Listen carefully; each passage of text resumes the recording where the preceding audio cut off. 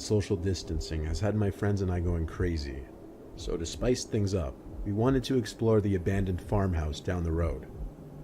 It was my friends Luke, Kyle, and I. Luke drove us. It was only a 10-minute drive.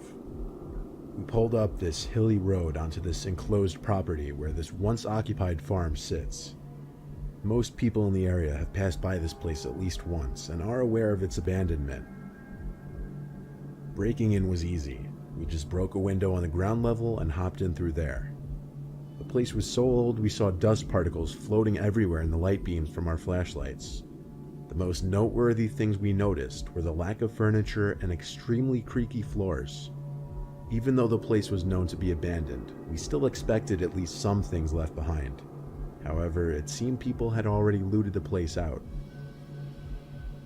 The three of us branched off a bit to different sections of the house to explore, and within a minute, Kyle came tiptoeing back to us and whispered that he heard someone or something in another room.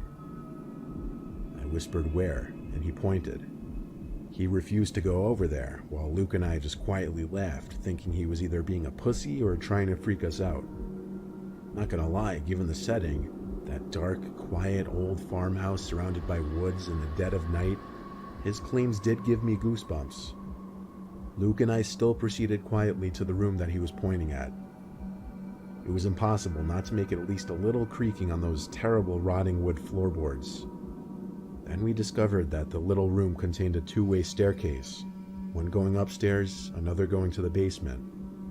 But when I approached the basement staircase, my goosebumps came back when I realized most, if not all, of the stairs had collapsed, and at this point it was more so just a hole in the floor. Luke dared me to look down into the basement. I was going to, then I for sure heard a noise come from down there. It was this creaking sound that would repeat every couple seconds. I turned to Luke and whispered, "Do you hear that?" He nodded his head and whispered back to go look down there.